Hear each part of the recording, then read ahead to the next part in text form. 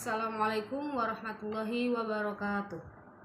Alhamdulillahirabbil alamin wa bihi nasta'in wa ala umurid dunya waddin wassalatu wassalamu ala asrafil anbiya'i wal mursalin wa ala alihi wa sahbihi ajmain. Amma ba'du.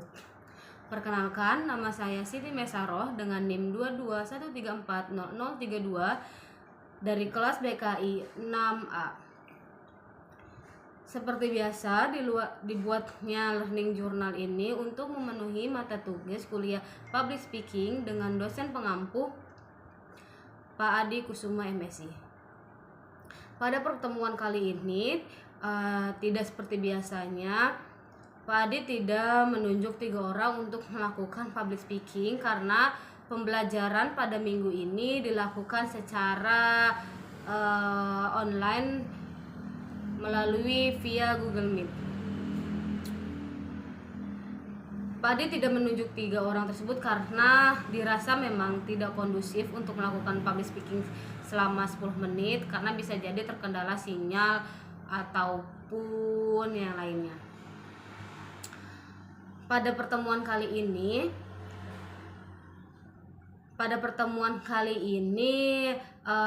melakukan presentasi selanjutnya yang mana dilakukan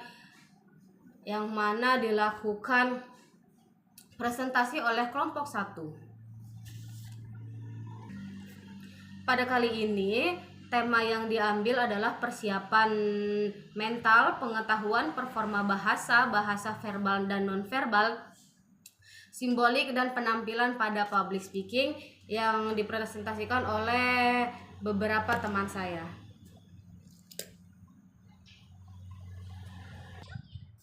Pada kali ini persiapan mental dan pengetahuan public speaking itu sangat penting dalam melakukan public speaking. Adapun persiapan mental yang harus dilakukan, yang pertama latihan, yang kedua mengendalikan rasa gugup, selanjutnya membangun kepercayaan diri. Karena kita tahu ya, tanpa adanya latihan, tanpa mengendalikan rasa gugup, itu pasti akan membuat public speaking acak-acakan. Karena latihan sangat begitu penting untuk melakukan public speaking. Tak dapat dipungkiri, melakukan public speaking itu adalah hal yang gampang-gampang mudah. Ternyata ketika memang dilakukan itu sangat susah sekali untuk mengendalikan rasa gugup. Selanjutnya performa bahasa. Performa bahasa ini melakukan pemilihan kata yang baik dan benar. Karena apa? Ketika kita melakukan public speaking, pastinya akan didengar, dilihat oleh orang banyak. Ketika pemilihan kata sudah baik ataupun benar, itu maka akan dirasa enak untuk didengar oleh penonton sekalian. Selanjutnya struktur kalimat yang jelas dan dapat dipahami banyak orang.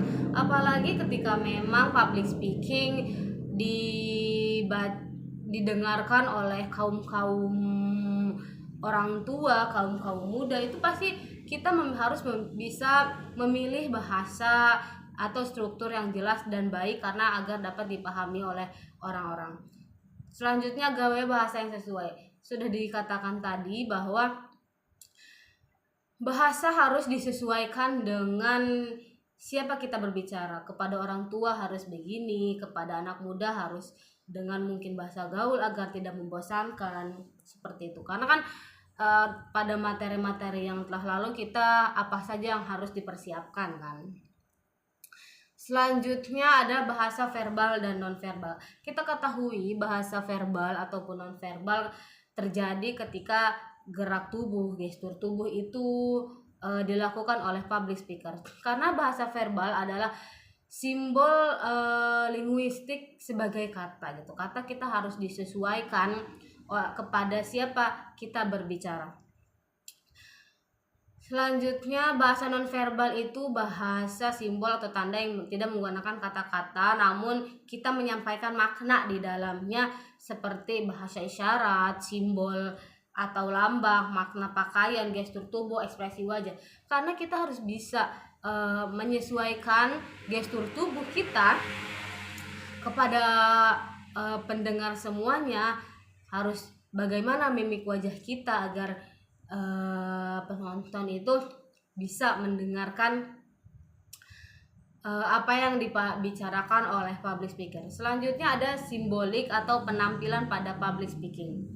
Tak dapat dipungkiri ketika memang melakukan public speaking, penampilan sangat dilihat oleh banyak orang, karena pakaian harus rapih, harus wangi, enak dilihat, karena kan kita akan menjadi public speaker di suatu acara tertentu, itu harus rapi. Bagaimana nanti akan jadi pembicaraan orang-orang ketika memang public speaker itu tidak berpenampilan rapi atau baik. Karena simbolik pada public speaking itu adalah bahasa tubuh. Kita harus menggerakkan bahasa tubuh, gestur tubuh. Ketika memang ada bahasa-bahasa yang harus diisyaratkan, itu harus kita lakukan.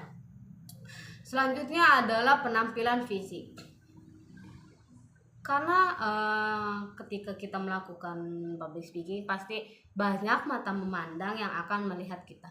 Selanjutnya alat bantu visual seperti PPT, itu akan menjadi daya tarik tersendiri untuk penonton ketika memang public speaker itu melakukan public speaking. Selanjutnya ada nada suara. Intonasi suara sangat penting untuk public speaking, karena ketika mungkin public speaker sedang menjelaskan nada tertentu, itu harus sesuai nadanya, karena agar menjadi ketertarikan itu sendiri, agar tidak flat saat melakukan public speaking. Selanjutnya percaya diri, rileks.